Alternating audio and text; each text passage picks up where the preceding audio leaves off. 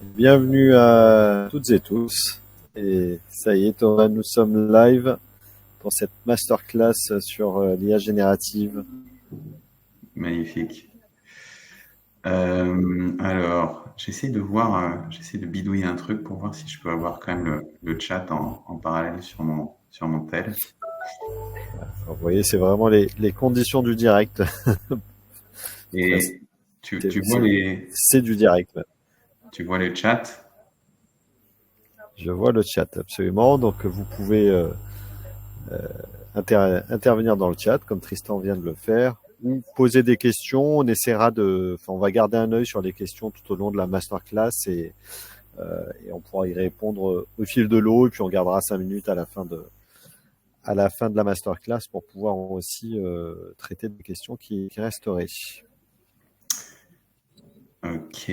On attend encore peut-être 2 minutes. Allez, On deux est, minutes, on est à combien de... le temps que les gens se connectent. Je vois le compteur tourner en temps réel. Là, on est à 21 personnes connectées. Et ça bouge régulièrement. Ça marche.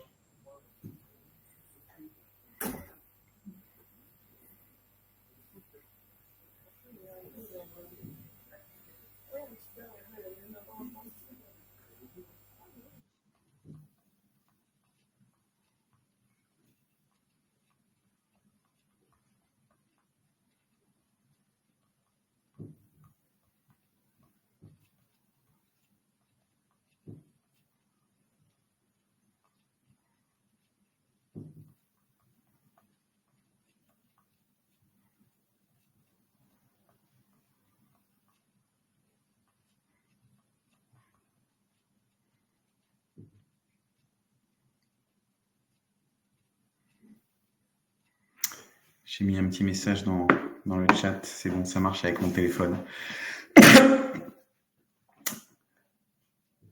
On est à combien?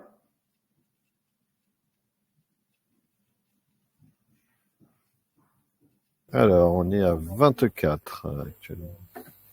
Ok. Je vais...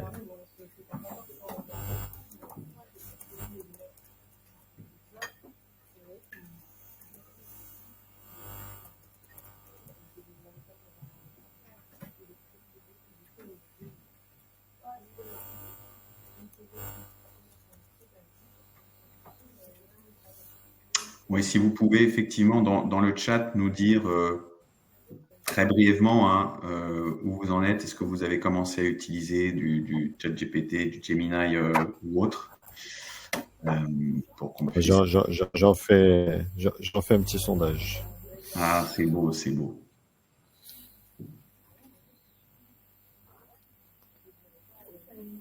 Voilà, je crois que là, normalement, vous devriez voir le sondage. Alors, est-ce que je le vois? Sondage. Ah ouais, pas mal.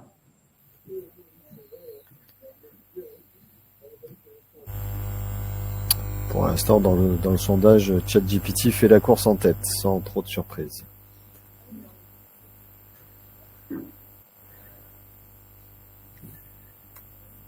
On y va? Allez, On a vas-y combien? Thomas, c'est parti. On a 30 participants. Je pense que c'est un chiffre rond. C'est On pas peut mal. partir. Voilà. Bon, bah, écoutez, merci d'être présent pour cette masterclass qu'on va animer avec Joël. Donc, on est, alors, pour ma part, directeur du développement de la plateforme. J'ai monté une boîte qui fait de l'accompagnement en IA il y a quelques années avant. Et ça fait 20 ou 30 ans que je ne sais plus, je ne compte plus. Je bosse dans la tech pour accompagner des entreprises.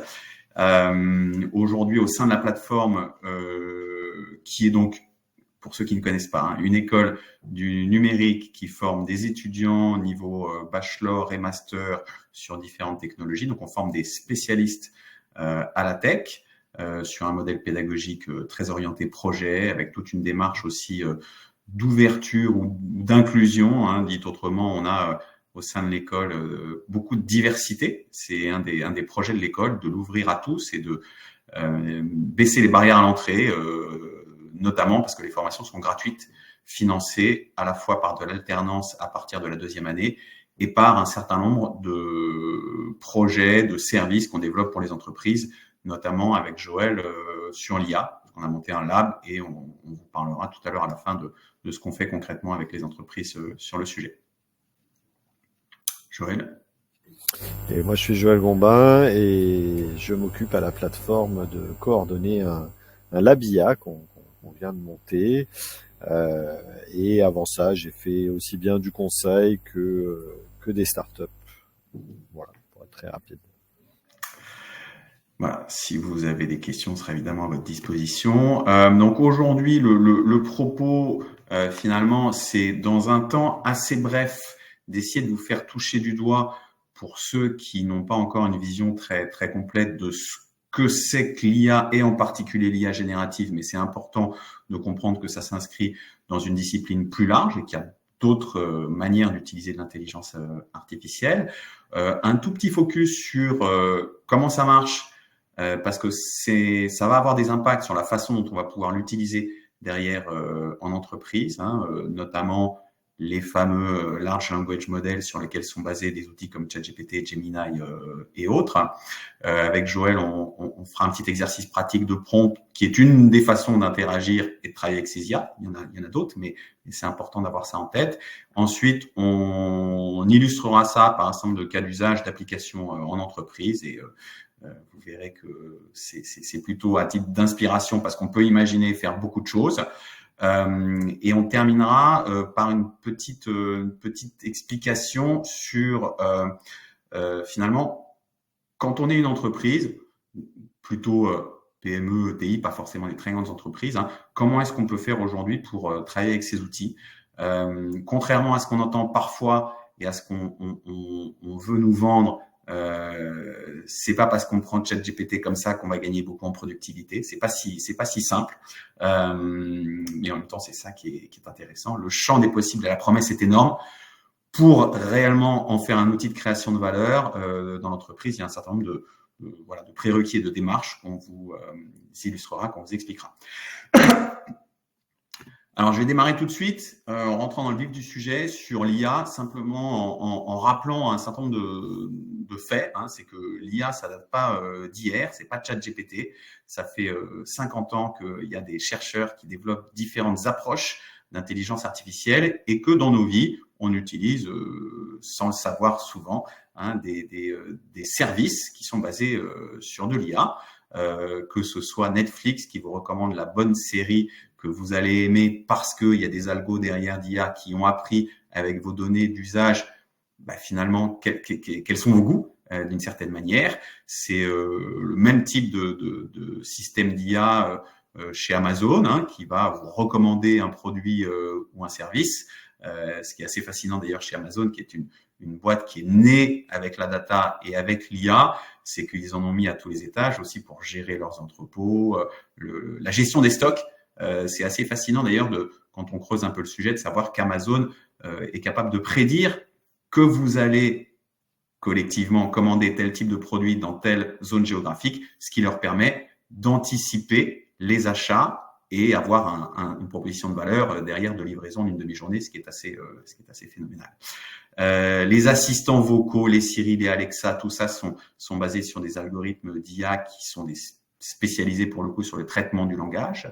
Des systèmes de recherche Google par exemple qui sont basés sur aussi des algos d'IA, les outils d'aide à la conduite, Waze avec plusieurs formes d'algo. Je rentre pas dans le détail, mais c'est un petit peu complexe, mais globalement il y a de l'IA dedans. Et dans le monde de l'entreprise, l'une des premières applications il y a déjà une quinzaine d'années, c'était d'équiper les messageries de systèmes de détection de mails frauduleux, de spam, et donc finalement c'est des systèmes qui apprennent avec les données à reconnaître à un moment donné un bon mail d'un mauvais mail. Donc il y a plein d'autres applications sur lesquelles on reviendra derrière, mais voilà, le message c'est qu'on a déjà de l'IA un petit peu partout qui nous entoure. On a connu depuis presque 2 ans, puisque c'était décembre 2022, le boom avec la sortie de ChatGPT, qui a surpris tout le monde, même si les technologies derrière, notamment de traitement du langage avec ces grands modèles, était en recherche dans les labos de Google 2018 notamment, c'est ChatGPT, c'est OpenAI qui a réussi à sortir ce produit grand public et qui a fait finalement découvrir l'IA au plus grand nombre. Beaucoup disent que voilà, l'IA, c'est ChatGPT. C'est pas que ça évidemment, mais en tout cas, c'est une nouvelle vague assez incroyable, avec plein de questions qui sont posées derrière, beaucoup de buzz. Là, je vous ai mis quelques exemples sur lesquels on pourra revenir un petit peu à la fin. Il y avait notamment un premier moment où tout un tas de chercheurs, Elon Musk, Wozniak, tout un tas d'experts qui se sont dit « mais ça va trop vite, il faut freiner la recherche ». Bon, un peu schizo parce que ça fait partie des gens qui aussi sortent des produits, en l'occurrence Elon Musk. On a vu apparaître les deepfakes avec la génération d'images assez exceptionnelle. On a vu fleurir les procès contre ces grandes entreprises qui pillent finalement toutes les données sans se soucier de droits d'auteur. Donc, il y a plein de sujets, plein de débats, plein de questions éthiques, des questions de sécurité aussi. Et donc, l'ensemble de ces sujets, il y en a pour lesquels les réponses arrivent, mais il y a encore beaucoup de questions sur ce marché et sur les enjeux pour la société qu'il y a derrière. Ceci dit, donc ChatGPT, sur ce slide, on voit que c'est une révolution. On n'a jamais vécu ça avant dans le monde de la tech que moi je suis depuis 30 ans. Il y a eu des évolutions, la sortie d'iPhone, la naissance du web, mais en matière d'adoption, ça n'a jamais été aussi rapide que ChatGPT, et c'est pour ça que la plupart d'entre vous ont déjà testé ce type d'outil. Et donc, sans parler de géopolitique, il y a vraiment des enjeux industriels au niveau mondial qui sont en train de se passer avec des investissements de centaines de milliards sur notamment les puces, les cartes graphiques et l'entraînement de ces modèles. Et OpenAI est venu bouleverser le statu quo finalement, qui était la place des GAFAM dans le monde du numérique et dans le monde au sens large, puisqu'on sait bien que ces entreprises ont un impact considérable sur nos vies. Donc c'est assez fascinant ce qui est en train de se passer. On a d'ailleurs un acteur français qui essaie de tirer son épingle du jeu, qui s'appelle Mistral, et qui a sorti un produit qui est basé sur un grand modèle de fondation de LLM, et qui fait à peu près la même chose que ChatGPT. On y reviendra. Alors, si on essaye juste de tracer le panorama de ce que c'est que l'IA, puisque c'est une discipline qui est très large, qui est à la croisée des maths, de l'informatique bien sûr, mais aussi de la sociologie, de la philosophie. Moi, j'aime bien, au-delà des définitions très générales qui dit c'est des systèmes qui essaient de reproduire le fonctionnement du cerveau humain, de zoomer sur ces trois capacités qu'on va illustrer derrière. Une capacité d'apprentissage, donc des systèmes qui apprennent au fil du temps avec les données. Des systèmes qui ont certaines capacités de perception, concrètement traiter des données non tabulaires, donc pas que des tableaux de chiffres, mais aussi des images, aussi du langage. Et c'est assez révolutionnaire, en tout cas à un niveau de performance auquel on est, et des systèmes qui ont une certaine capacité de cognition, c'est-à-dire là de prise de décision ou d'autonomie. Voilà. On y va doucement, de plus en plus, mais c'est vrai qu'on peut avoir maintenant des systèmes qui vont prendre des décisions à notre place. Et quand on pense à un grand système d'IA un petit peu complexe comme le véhicule autonome, on voit bien que un véhicule autonome, c'est plein d'algos qui vont récupérer des données avec des capteurs, donc qui vont percevoir l'environnement pour, dans une situation qu'il n'a jamais vue, réussir à prendre une bonne décision de façon autonome. Ceci dit, j'aime bien aussi raconter en 2 mots cette histoire sur ce slide qui consiste à dire, sur la gauche, vous avez aussi des systèmes d'intelligence artificielle plutôt plus anciens que ceux dont on parle aujourd'hui, qui sont basés sur des règles. C'est ce qu'on appelle aussi l'IA symbolique. Globalement, on essaye de répliquer le fonctionnement du cerveau d'un humain en écrivant des suites d'instructions. Ça fait des gros systèmes très performants dans le monde des années, dans la banque, dans l'industrie, dans les années 80, 90. Et juste pour vous faire un petit point là-dessus, parce que c'est assez important en termes de paradigme, à gauche, on est un peu dans le monde du logiciel classique. On décrit des instructions, on fait une expression de besoin et ensuite on développe un système, et donc l'IA va suivre comme un logiciel une suite d'instructions. Dans le monde de la data, avec l'IA qui est sur la droite, cette IA, elle est probabiliste. Ce qui est assez fascinant, c'est qu'on ne décrit pas les règles. Globalement, l'intelligence du système vient des données par de l'apprentissage sur lequel on reviendra. Donc, c'est important d'avoir ça en tête parce que l'IA, c'est aussi plein d'autres types d'algorithmes qui sont pas des algorithmes qui apprennent, qui sont ceux dont on parle aujourd'hui beaucoup. Donc, c'est le machine learning. Le machine learning, c'est le cœur du réacteur de l'IA d'aujourd'hui. Cette IA probabiliste, ça veut dire apprentissage par les machines. Je vous en touche 2 mots juste après. Donc, c'est les données d'entraînement qui permettent de trouver de l'intelligence et de paramétrer un système qui va derrière servir à faire plein de choses. Et donc, dans cette famille d'algorithmes de machine learning, on trouve les réseaux de neurones artificiels, qu'on appelle aussi deep learning, puisqu'il y a plusieurs couches de réseaux de neurones artificiels qui permettent de faire notamment du traitement d'images et de texte, parce que c'est des phénomènes complexes, multidimensionnels, qui sont difficilement traitables par d'autres approches. Et l'IA générative, les LLM dont on va reparler plus en détail, c'est basé sur ces réseaux de neurones. Le machine learning, en 2 mots, comment ça marche, sans faire de tech et de maths, vous pouvez garder en tête cette image de l'apprentissage de la lecture par un enfant. Un enfant, quand il apprend à lire, vous allez lui montrer des mots, des textes, des phrases, des textes de plus en plus complexes. Au bout de quelques mois, à force d'avoir vu des exemples, vous allez lui donner un texte qu'il n'a jamais vu et il saura le lire. Et bien, le machine learning, c'est un petit peu pareil. C'est-à-dire qu'on va montrer des exemples. Donc, c'est les fameuses données d'entraînement. Plus il y en a, plus le système va réussir à se paramétrer pour que, dans un cas qu'il n'a jamais vu, je puisse avoir un système efficace. Donc, je peux avoir un téléphone que j'utilise avec de la reconnaissance faciale pour déloquer le téléphone. C'est un système qui a appris avec beaucoup d'images et ensuite on l'a spécialisé sur notre visage pour qu'il soit capable de le reconnaître. Et puis voilà, et comme ça, on arrive à avoir un système qui a appris à reconnaître les visages. 2 mots de vocabulaire, mais je ne vais pas m'étendre là-dessus. Dans le monde du machine learning, il y a différents types d'approches d'algorithmes. Il y a ce qu'on appelle l'apprentissage supervisé pour faire, par exemple, de la classification. Donc, on va entraîner un algorithme avec des photos de chats et de chiens pour lui apprendre à reconnaître une nouvelle photo de chat et de chien.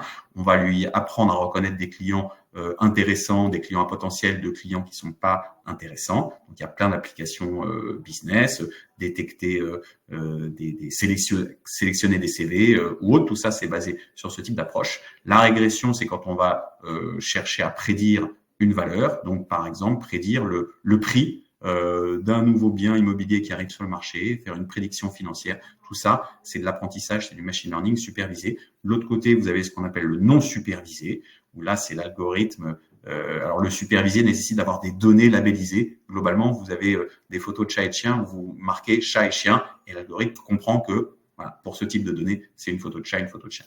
Dans le non supervisé, on n'a pas toute cette approche de labellisation des données. C'est l'algorithme qui lui-même va trouver des similitudes entre les données pour faire notamment du clustering dans le monde du marketing, faire du ciblage ou identifier, encore une fois, des clients à problème, d'autres de clients moins problématiques. Et donc, ça, c'est le machine learning en général. Et le machine learning spécifique dont on parle, notamment pour les grands modèles de langage et l'IA générative, sont basés sur des réseaux de neurones. Donc, les réseaux de neurones artificiels, c'est inspiré du fonctionnement de notre cerveau, des réseaux de neurones qu'on a, avec des espèces de petits points qui sont ces points blancs. On représente ça par couche.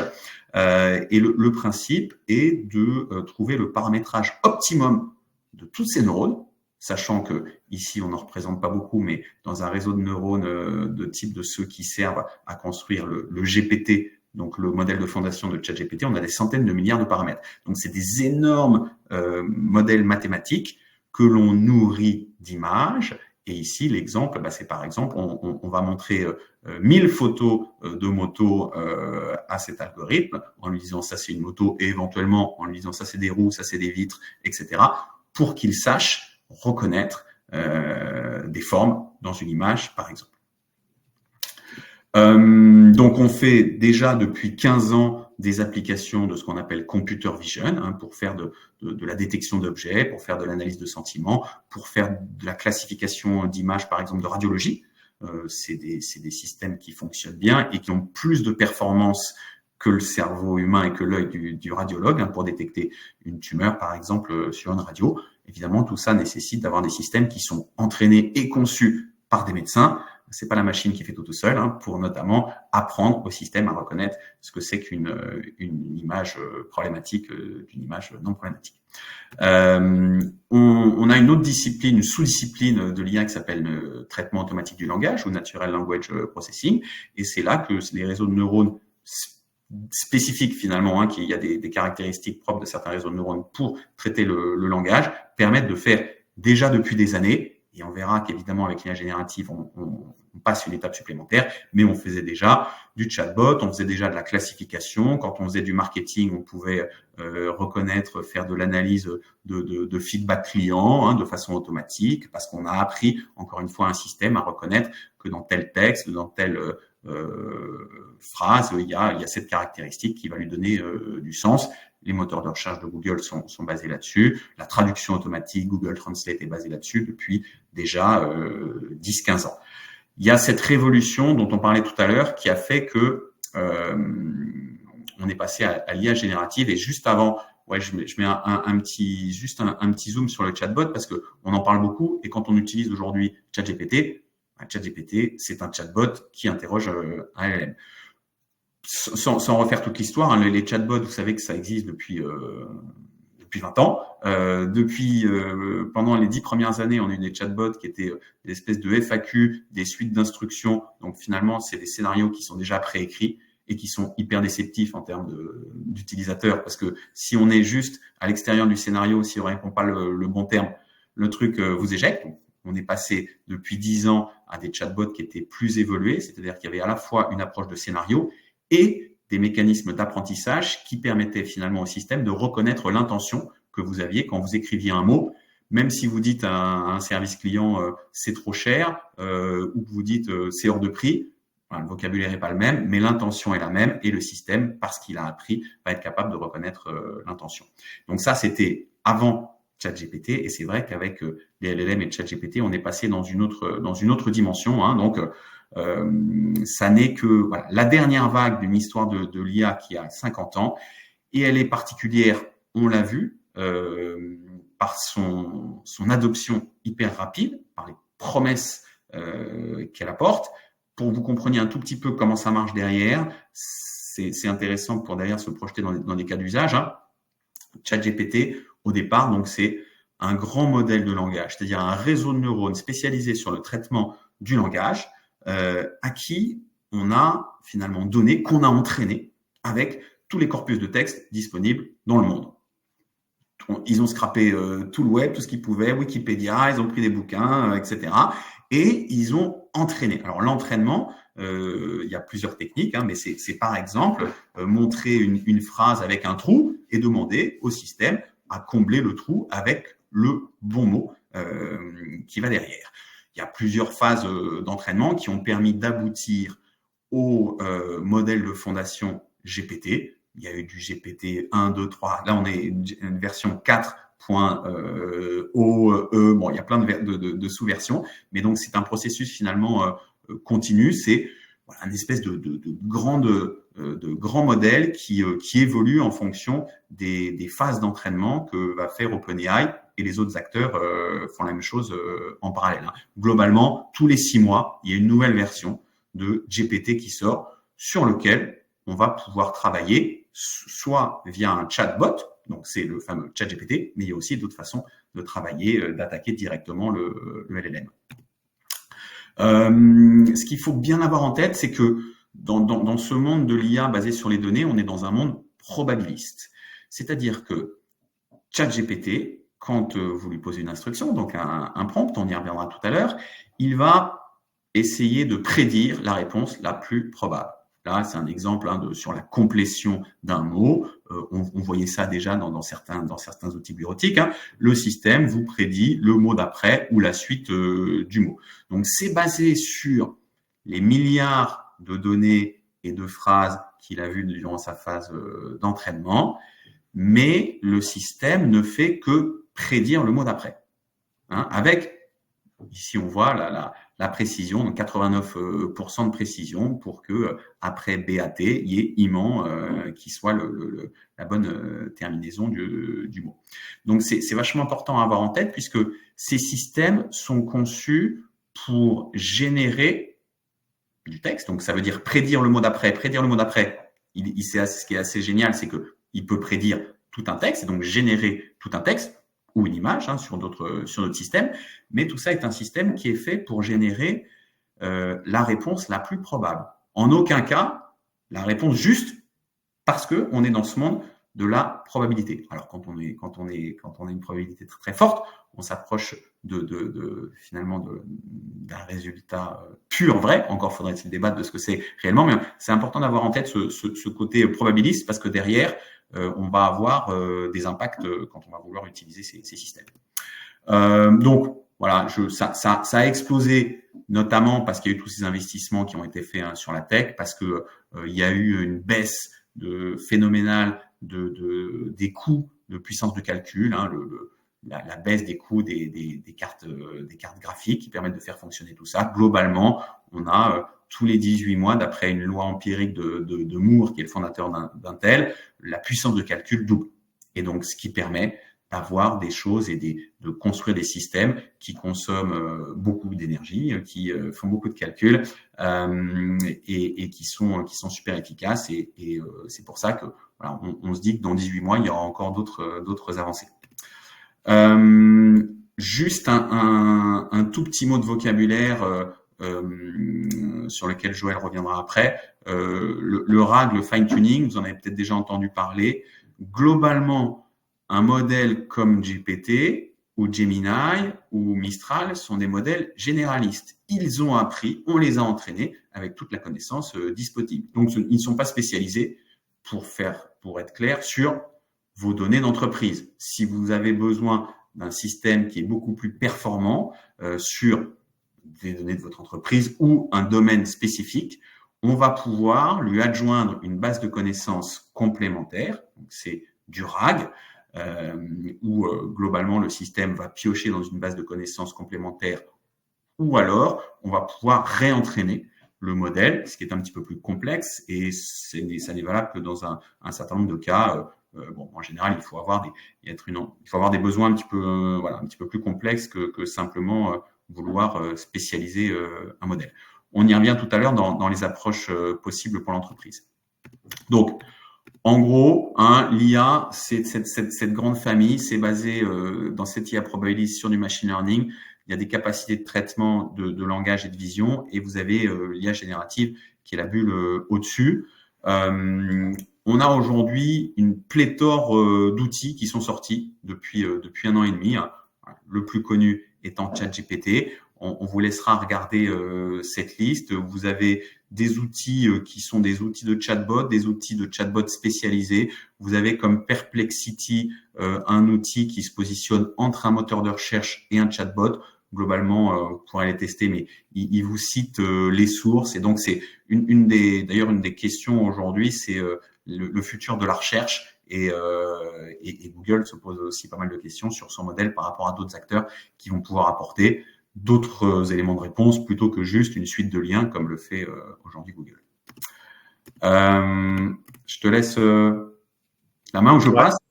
Ouais, je veux bien que tu passes les slides. Donc, pour essayer de vous parler un petit peu de prompt, comment on fait le prompt? En fait, prompter, c'est la manière dont on interagit avec ces LLM.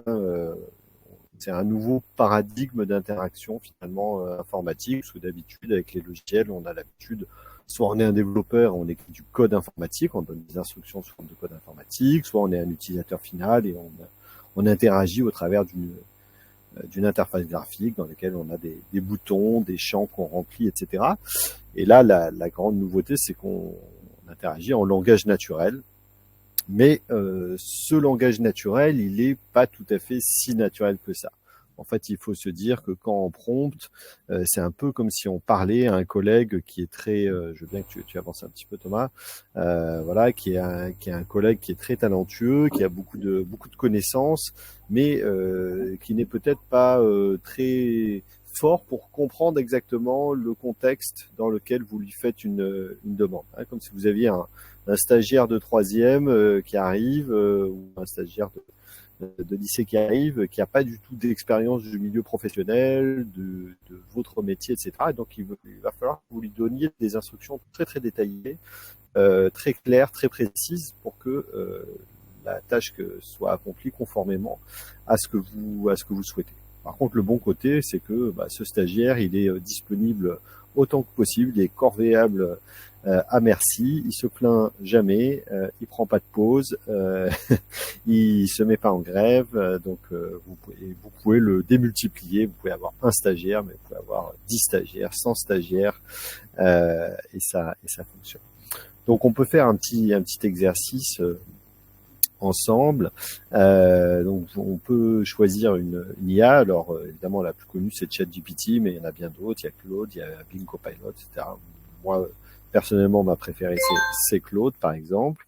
Et essayons de préparer un mail de réponse à un client mécontent. On est à une personne, un client qui est pas content, on va essayer de lui répondre. Alors, en fait, c'est intéressant d'essayer de niveau de précision dans le script. Donc je vais partager mon écran, hop, je vais aller sur Claude. Voilà, donc je vais faire une première tentative avec un prompt très naïf. Hop, voilà. Fais-moi un mail pour un client mécontent. Et donc là, Claude essaie de me répondre quelque chose. Voilà, et en fait, vous voyez qu'il nous propose finalement un template, c'est ni plus ni moins qu'un copier-coller d'un template qu'on aurait pu trouver via Google. C'est pas très spécifique et c'est normal puisqu'on lui a pas donné suffisamment d'informations pour qu'il fasse une réponse spécifique. Donc maintenant, on va réessayer avec un prompt plus précis.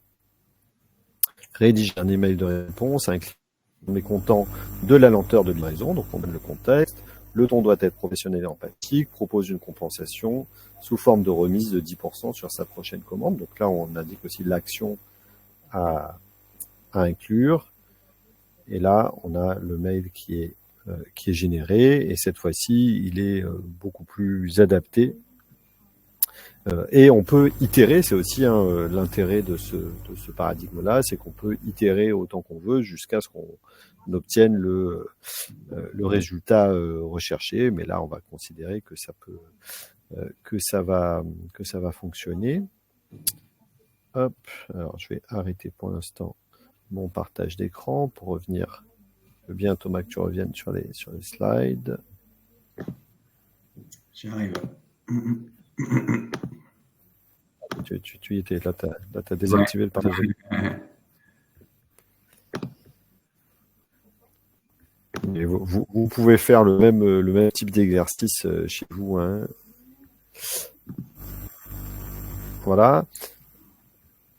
Donc, si on essaie de récapituler des règles simples à mémoriser, il faut être spécifique sur le format qu'on va rechercher dans la génération, bien spécifier au maximum le contexte, et je crois que ça c'est vraiment une règle d'or très importante. Chaque fois qu'on va avoir des sujets d'utilisation de modèles d'IA générative dans un contexte professionnel, en fait la question clé à laquelle il va falloir répondre, c'est quel est le bon contexte à fournir. Ensuite, quelle que soit la technique, la technologie qu'on va utiliser, le plus difficile souvent c'est de bien formaliser ce contexte, parce que les êtres humains sont des formidables machines à incorporer le contexte. Donc on a tout le temps en tête dans nos interactions énormément d'éléments de contexte, mais qui sont des éléments de contexte implicites, tandis que une IA générative a besoin que ce contexte soit explicite. Donc c'est souvent le travail le plus compliqué, là où il va falloir fournir de la donnée, etc.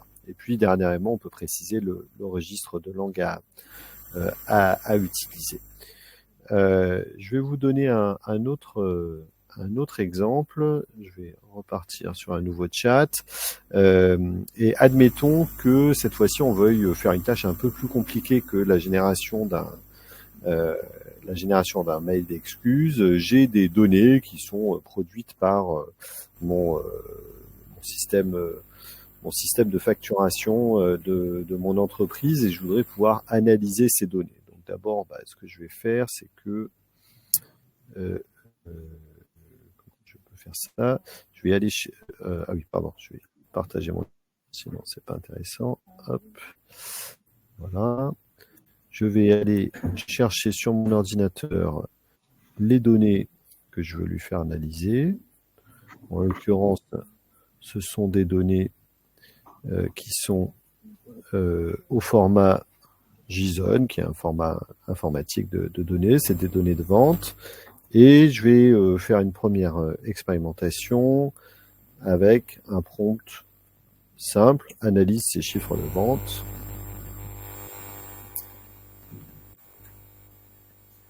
Ah, alors vous voyez, même avec un prompt très simple, là, il va me sortir quelque chose d'assez compliqué parce que ça, c'est l'une des forces de Claude, c'est qu'il est capable de créer des outils informatiques à la volée. Donc là, vous le voyez en train d'écrire du code.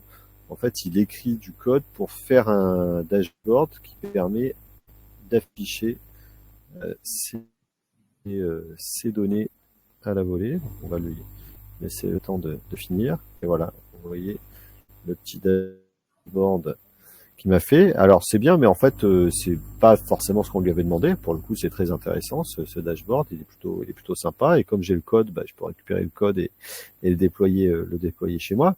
Mais c'était pas forcément ce que j'avais en tête. Peut-être que moi je voulais un rapport sous forme textuelle que je puisse partager avec mon chef, par exemple. Donc je vais essayer avec un prompt plus précis. Voilà, et donc là, non, pardon, c'est pas ça. Hop. Voilà, je vais aller chercher le prompt plus précis.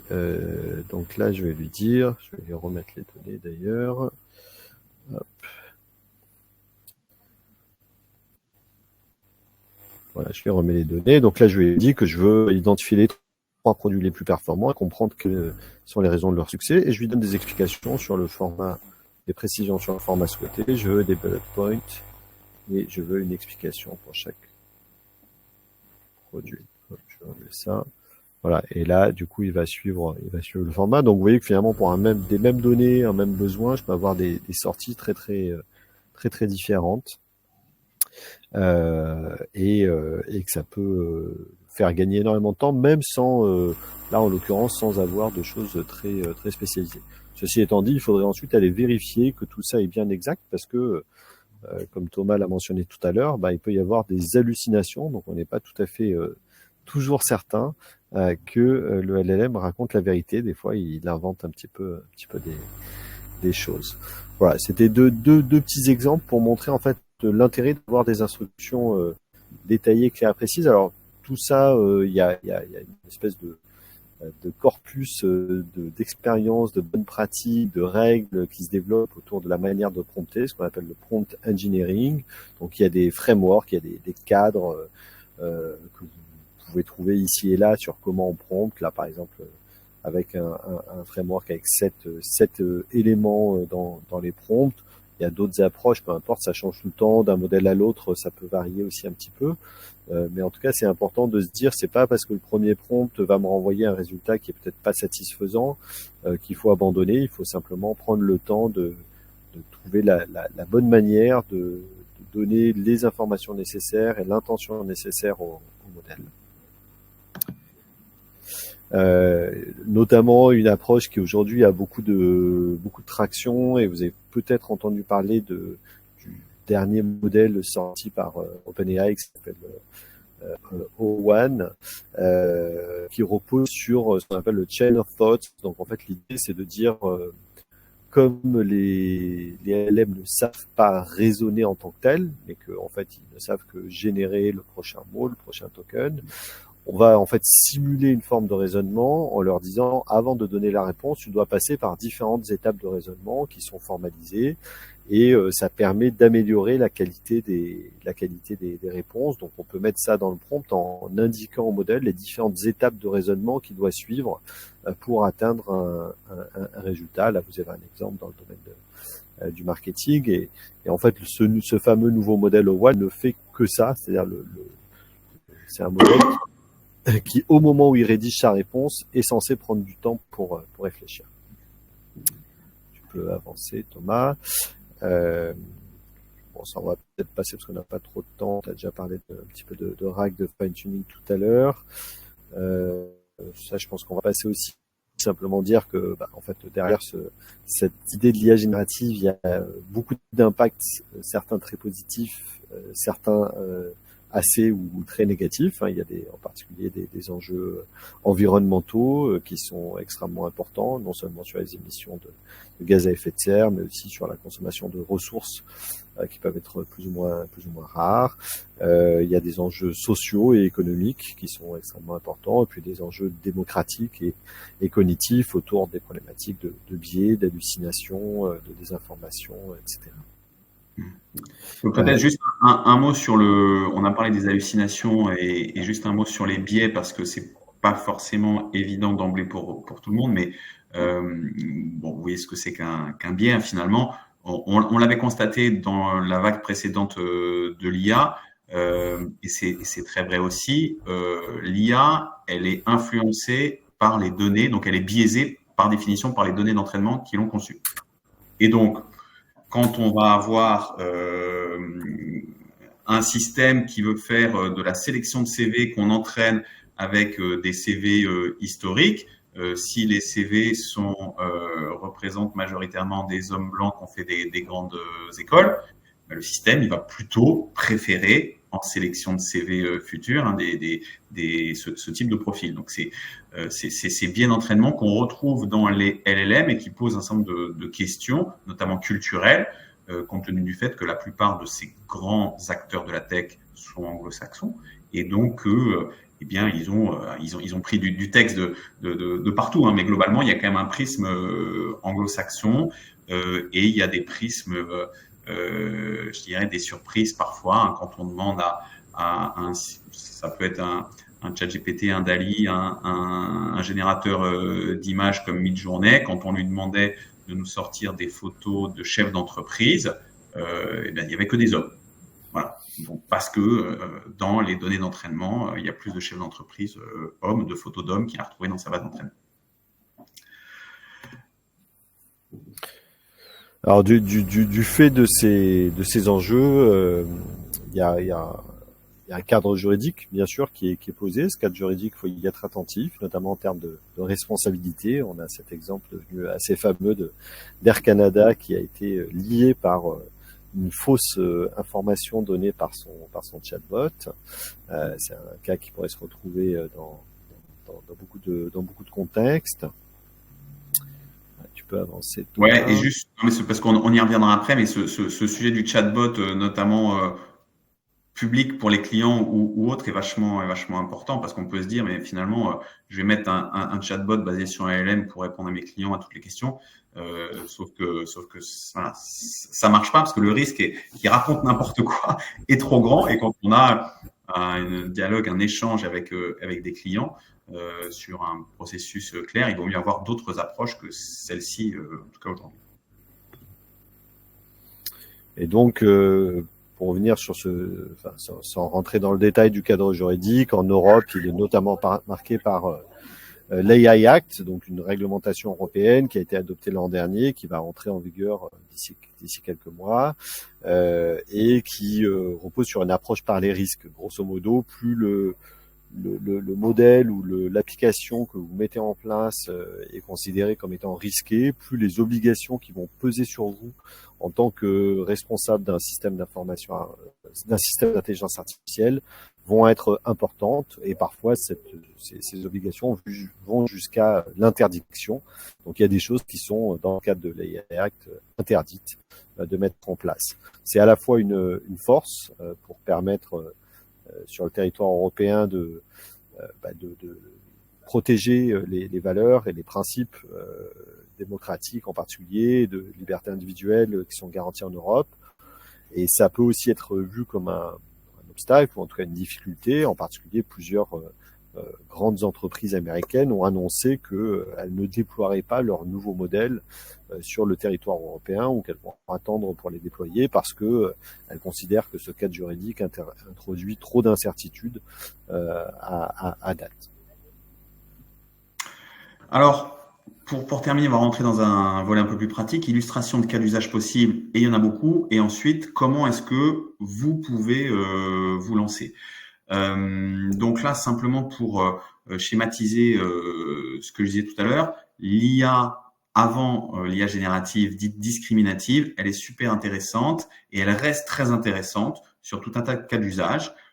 Faire de la segmentation de clientèle, faire du ciblage, évaluer des risques, détecter des fraudes. Hein, donc c'est dans un certain nombre de professions, on a plein de transactions et il faut avoir un système qui nous aide à détecter les transactions frauduleuses. Et donc, on apprend au système avec un certain nombre de données historiques à reconnaître une transaction frauduleuse d'une transaction non frauduleuse. Là, on va se concentrer plutôt sur les usages IA génératifs dont on a déjà pas mal parlé. Hein. Globalement, générer du contenu. Je vous donne quelques illustrations et puis après, on rentrera dans un plus de détails de mise en œuvre. Mais globalement, pour ceux qui l'ont testé, vous savez que c'est vachement intéressant pour générer du contenu, du rapport, un blog.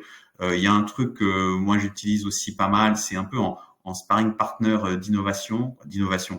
Inventer des nouvelles idées. On est un peu sec sur un truc, on a envie de lancer un projet, d'avoir une inspiration. Et donc, on va s'en servir comme de ce sparring partner. Vulgariser des idées ou des concepts, ça c'est super intéressant aussi. Simplement sur des questions qu'on se pose et sur lesquelles moi je l'utilise pas mal d'ailleurs en formation pour essayer de vulgariser des concepts que je maîtrise à peu près mais sur lesquels je suis pas forcément très à l'aise pour le transmettre. Ça peut se faire aussi par l'intermédiaire de synthèse de rapports. Je crois que c'est celui d'après. Vous avez des rapports complexes, 150 pages à lire sur la réglementation européenne, sur les Act. Eh bien, ChatGPT, Claude ou autres vous font la synthèse en 2 pages en 30 secondes. Donc, c'est des usages hyper intéressants.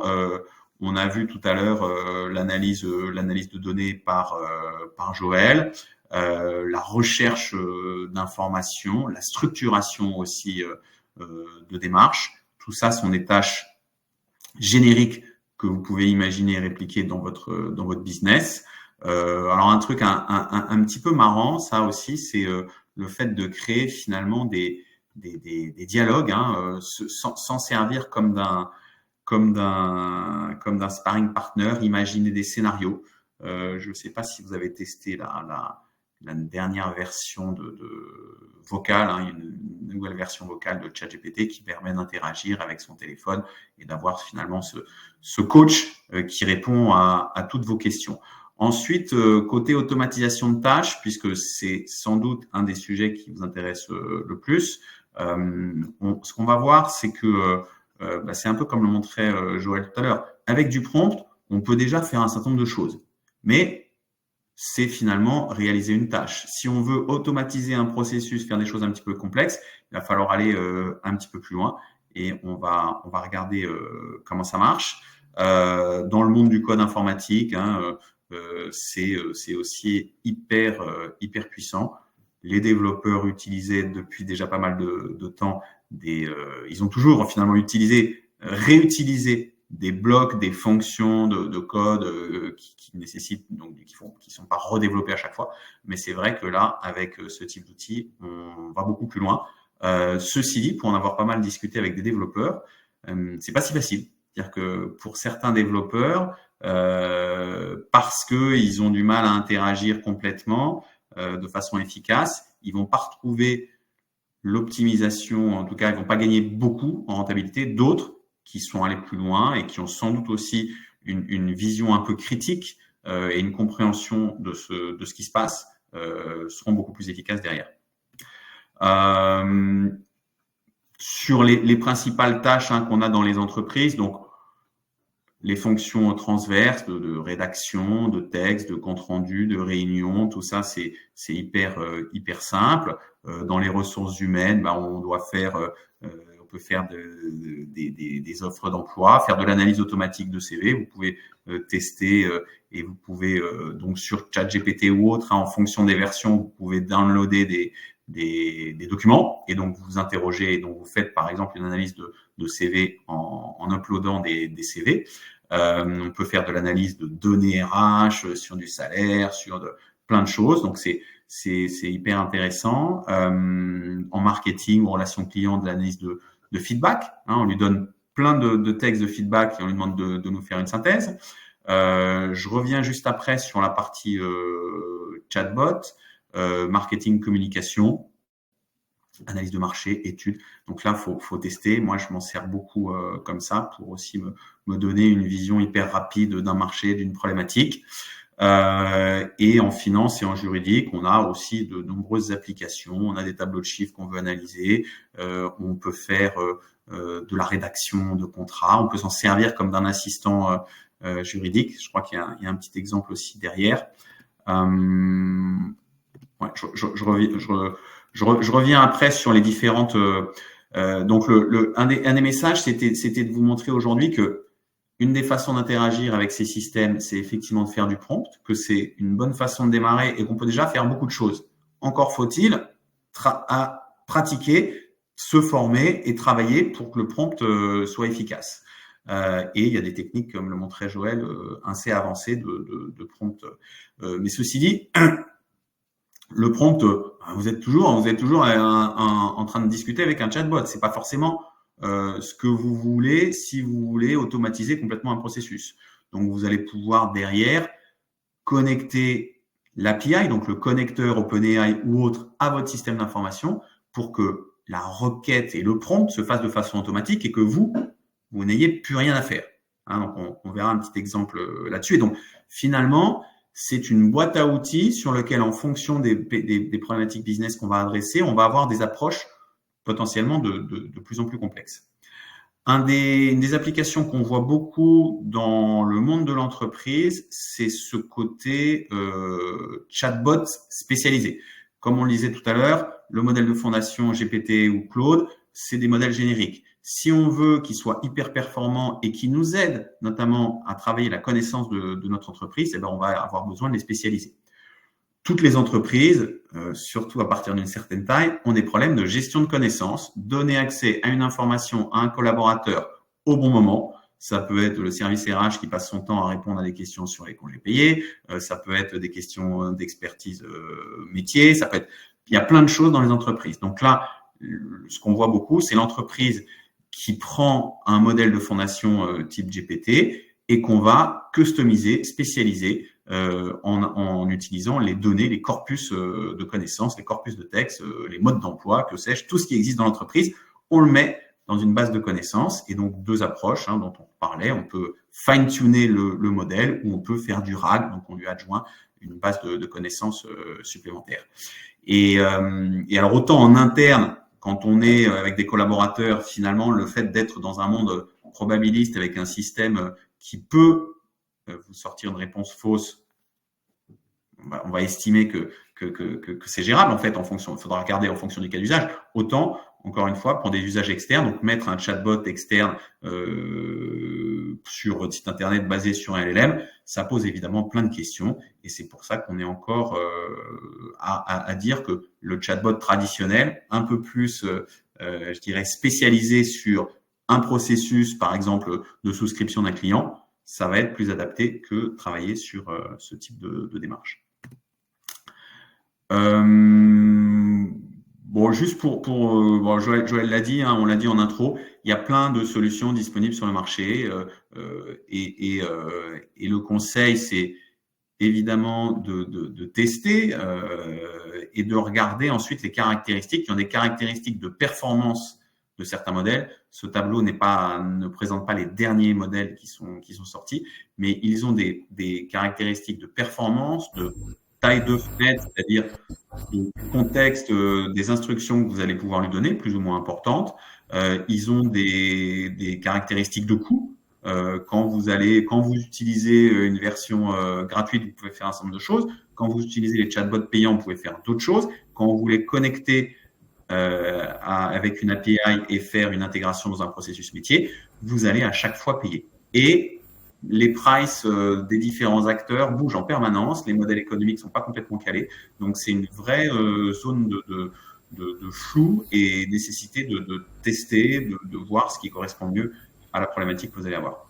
Ce qu'il faut, peut-être juste un mot, ce qu'il faut comprendre aussi, c'est que ChatGPT, Claude, etc., ce sont des outils plutôt B2C, plutôt des outils plutôt grand public, et que en fait, vous avez derrière ça à la fois des outils spécialisés sur tel ou tel métier, et puis les versions, on va dire B2B de ces outils-là, notamment avec des API, c'est-à-dire des outils informatiques qu'on peut intégrer dans d'autres outils informatiques. Et donc en fait aujourd'hui beaucoup de choses se passent de ce côté-là, c'est-à-dire on va pas aller directement sur chatgpt.com, mais on va utiliser l'API d'OpenAI potentiellement dans un cadre sécurisé, par exemple chez Azure, et on va intégrer ça à un outil de l'entreprise ou à un outil d'un éditeur.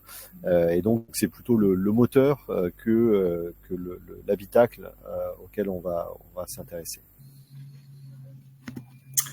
Voilà, pour certains, vous avez peut-être déjà travaillé sur des GPT, donc ça c'est OpenAI qui vous offre la possibilité globalement de construire votre petit chatbot à vous en lui adjoignant des connaissances spécifiques. Donc ça a un certain nombre d'avantages, ça a aussi ses limites, mais ça fait partie d'une des tendances d'avoir des produits qui correspondent, qui répondent mieux aux attentes des utilisateurs.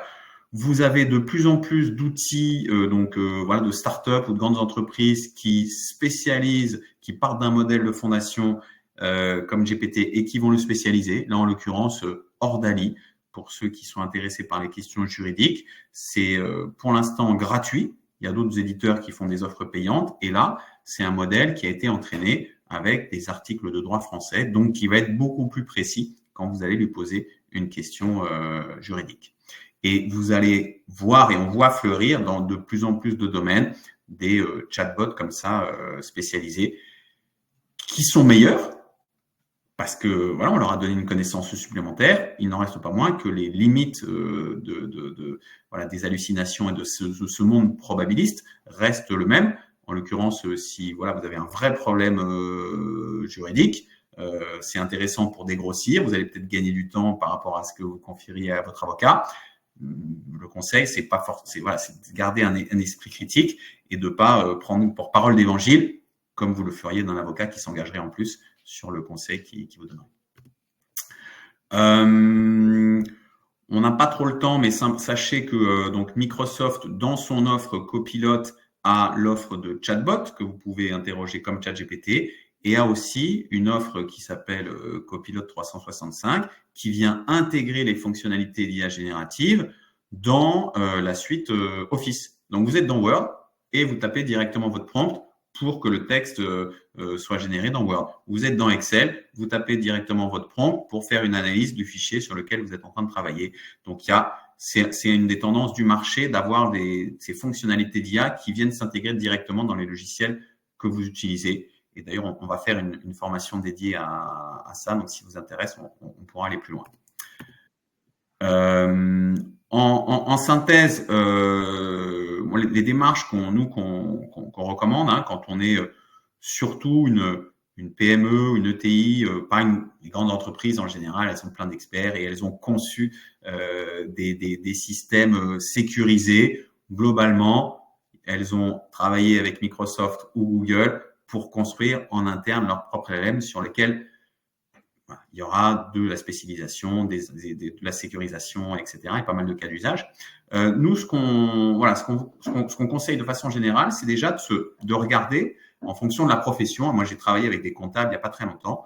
Dans les logiciels, dans les principaux éditeurs de logiciels comptables, de plus en plus, on va voir s'intégrer des fonctionnalités d'IA générative pour faire du traitement automatique de factures, que sais-je. Donc, première étape, c'est de savoir si effectivement les outils que vous utilisez peuvent et offrent ce type de fonctionnalité. À quel coût, évidemment. Après, il y a toujours la question du ROI.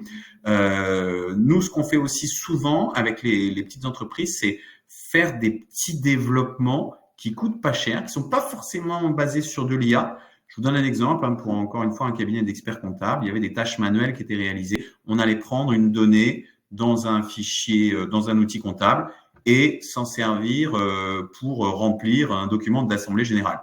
Bon, il y a des erreurs, c'est fait à la mano, etc. Donc, il suffit de créer toute petite moulinette pour 3 francs 6 sous qui va prendre la donnée dans le système et générer automatiquement un document. Donc là, c'est de l'automatisation entre guillemets facile qu'on peut faire et on a une équipe, l'équipe de l'atelier à la plateforme qui fait ce genre de petits développements. Ensuite, quand on va vouloir passer à l'automatisation de tâches,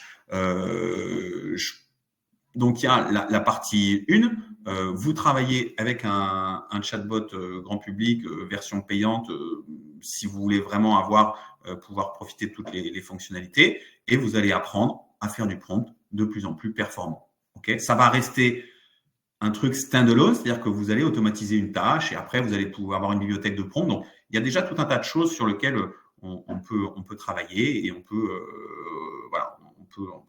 faire des choses intéressantes.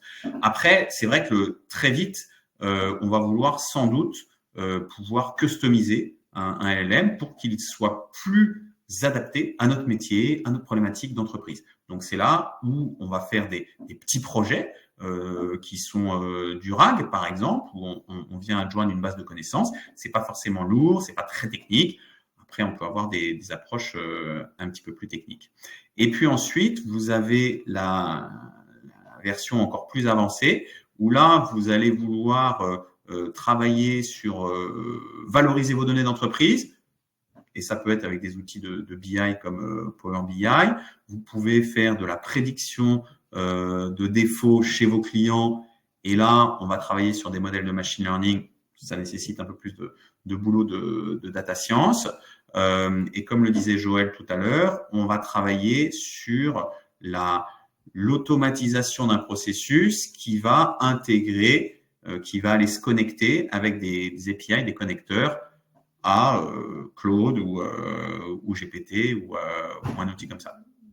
Donc, le message, c'est de dire que, en particulier pour une petite entreprise, c'est une démarche itérative où ce qui est vachement important, c'est de se former, de tester, et les progrès peuvent aller assez vite, hein, et finalement de créer une sorte de cercle vertueux. On va gagner en confiance, on va se dire que ah oui, ça c'est intéressant, c'est la bonne approche, avec la petite complexité du moment qui est que la plupart de ces outils ne sont pas stabilisés, les offres changent tous les 3 ou 6 mois et les prix derrière aussi. Donc la question derrière, c'est évidemment si j'achète des licences Copilot 365 ou des abonnements, comment est-ce que je le rentabilise, et il ne suffit pas de juste dire, de mon point de vue, alors parfois ça peut être intéressant, j'apprends à faire du prompt. C'est sans doute une première étape, mais souvent c'est pas suffisant. 2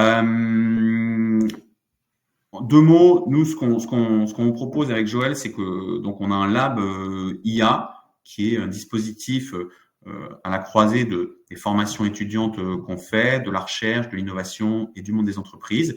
Et on a notamment plusieurs offres d'accompagnement pour les boîtes. La première, c'est finalement la suite de ce genre de webinaire, c'est de travailler avec vous sur une meilleure compréhension. Donc, c'est comprendre, mais comprendre en pratiquant, comprendre en allant plus loin, comprendre en confrontant aussi les problématiques d'entreprise que vous allez aller. Donc, c'est atelier 1. Ensuite, vous avez la phase 2 qui est j'ai commencé à comprendre comment j'allais pouvoir m'en servir dans mon entreprise. OK, comment je priorise? Quelles sont les bonnes démarches? Quelles sont les solutions derrière que je vais pouvoir tester? Donc, c'est passer à l'action. Hein, je vais avancer d'un cran dans ma maturité aussi sur ces outils. Et puis ensuite, on a des ateliers plus pratiques qui sont vraiment orientés sur du prototypage de solutions rapides, que ce soit avec ChatGPT ou Microsoft Copilot. Et là, l'idée, c'est plonger vraiment dans les outils, de travailler sur du prompt, de regarder en fonction des cas d'usage, quelle est la bonne approche. Est-ce qu'il faut utiliser des outils low-code pour automatiser les processus ou d'autres démarches. Voilà, donc on est à votre écoute. On développe une communauté d'utilisateurs, de spécialistes, de data scientists, mais aussi d'utilisateurs avertis de ces outils. Et donc, l'idée, c'est de pouvoir, si vous intéresse, échanger avec vous sur ce qu'on peut faire, partager aussi, échanger, se former et apprendre ensemble. On est à peu près dans les temps. Le timing, quasiment. C'était dense, mais on voulait surtout vous faire partager ces idées de l'approche qu'on a, qui est, voilà, pour résumer, la promesse est incroyable, mais c'est pas magique, ça se fait pas tout seul, et il y a une démarche assez logique de regarder en fonction des entreprises les problématiques à traiter, les pain points comme on dit, et quelles sont derrière les bonnes démarches à mettre en place. Donc, vas-y Thomas. Non, mais je disais juste, on est à votre disposition après. À votre disposition. Il reste à vous souhaiter un bon appétit. Le replay de ce webinaire sera accessible. Donc vous recevrez un mail là-dessus. Et Thomas, quelqu'un posait la question de savoir si on peut envoyer les slides. Je ne sais pas si on peut envoyer les slides oui, on est très partageurs. Alors on enverra les slides. On vous enverra ça avec le replay. Et puis voilà, on est à votre dispo, à grand plaisir pour échanger après sur vos différentes problématiques et sur ce qu'on peut faire. Voilà, vous savez où nous trouver. Bon appétit et bonne fin de journée. À bientôt, au revoir.